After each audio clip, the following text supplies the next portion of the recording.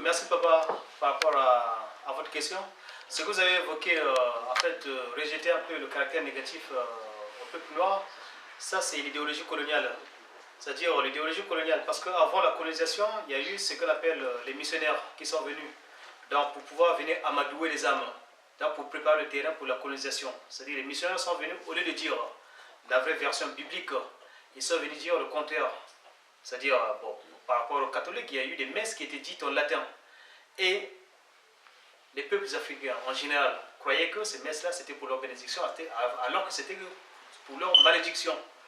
Donc, il y a des mots latins qui étaient prononcés au cours des cultes.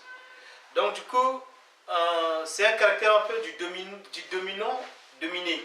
C'est-à-dire, pour imposer la domination, pour imposer la suggestion, il faut baser d'abord les relations sur un peu l'idéologie. Il faut construire une idéologie pour dire que, tiens, en fait, scientifiquement parlant, spirituellement parlant, scientifiquement parlant, quelles que soient les sciences, ils reconnaissent l'antériorité de l'homme noir, hein, par rapport, par rapport à l'autre race, donc les Occidentaux.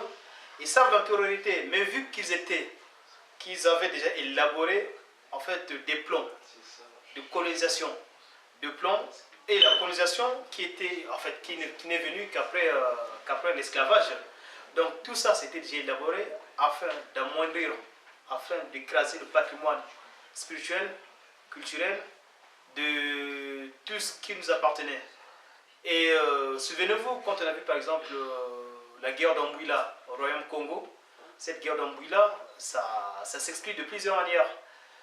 Ça s'est concrétisé sur le plan matériel, mais en fait que c'était qu'une autre forme d'affaiblissement du Royaume Congo qui en lui-même était le rayonnement de tout le peuple noir. Le Royaume Congo, comment concevoir qu'un sociologue et anthropologue belge allemand au nom de Léo Frobenius puisse dire de ce royaume que les Congos sont civilisés jusqu'à la moelle des os. Les Congos sont civilisés jusqu'à la moelle des os. Donc c'était une époque avant la pénétration coloniale, avant qu'ils n'arrivent. Donc d'emblée, quand ils sont arrivés, ils ont constaté qu'il y avait des royaumes. C'était un royaume structuré, du fond en comble, sur le plan politique, sur le plan social, sur le plan économique. Donc, comme venait de dire papa, les 12 villas, les 12 villas qui étaient de ce royaume, se répartissaient les tâches. On savait que dans telle villa doit sortir le forgeron. On savait que dans telle villa doit sortir les prêtres. On savait que, et c'était aussi le cas pour les 12 tribus d'Israël. Lors de la sortie d'Égypte, chaque tribu avait une mission. Donc, à chaque tribu, c'est une mission. C'est pour cela que, quand il y a eu, lors de la sortie d'Égypte vers la terre promise, quand il y a eu les disputes au cours de l'Exode, pour se dire que tiens, mais pourquoi lui prend le leadership de le spirituel, pourquoi pas nous, pourquoi pas. Et Moïse leur disait toujours que voilà, chacun a sa tâche, chaque tribu a sa tâche, et que on se complète. Celui qui est forgeron ne peut pas devenir un prêtre. Celui qui est prêtre ne peut pas devenir un économiste, et ainsi de suite. Donc c'est ce qui régnait aussi, c'est ce même climat qui régnait au sein du royaume Congo. Et ce qui a créé une certaine convoitise, une certaine jalousie auprès des colons qui étaient arrivés, que ce soit les colons belges, non, plutôt en ce temps-là, c'était plutôt les colons, comment ils s'appellent, les Portugais. C'était d'abord les Portugais qui étaient arrivés en premier en 1492 par l'embouchure du Congo. Donc précisément Diego Cao, quand il arriva, et puis qu'il découvrit que voilà, je rencontre un royaume structuré.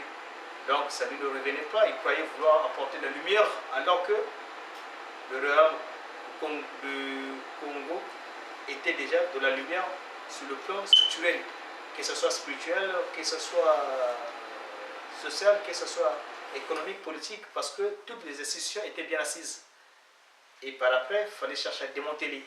En démantelant, on a constaté qu'on affaiblissait le royaume, et surtout ça s'est concrétisé par rapport au baptême du roi lui-même, qui s'est baptisé au nom d'Alfonso II ou d'Alfonso Ier.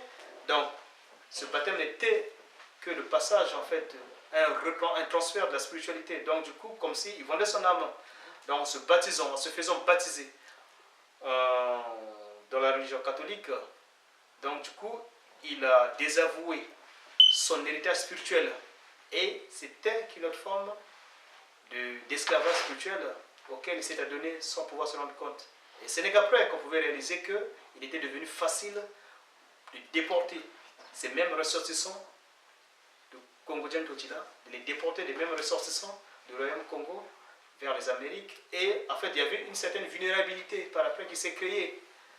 Parce qu'on n'a pas pu conserver cette étoile spirituelle qui était en nous. Déjà, le baptême, c'était un acte sacré en soi. Donc, pour faire un parallélisme, donc je vois que de l'autre côté, on a parlé d'une civilisation avancée, de répartition des tâches au sein des tribus. Et du côté de la Bible, donc plus précisément de la partie de l'Exode, on voit aussi les 12 tribus qui avaient aussi une mission, grandiose aussi soit-elle. Au sein, par rapport à chaque tribu, il était donné une mission spécifique. Donc, celle qui concernait, disons, celle qui concernait en fait, celle qui concernait, c'est-à-dire la répartition des rôles par rapport à chaque tribu. C'est-à-dire que tout le monde ne pouvait pas devenir soit prêtre, tout le monde ne peut pas devenir soit forgeron, tout le monde. Donc, chaque tribu avait sa spécificité et c'est ce qui a fait la force du peuple d'Israël. Moi, ce que je veux dire, question de Guatoumi,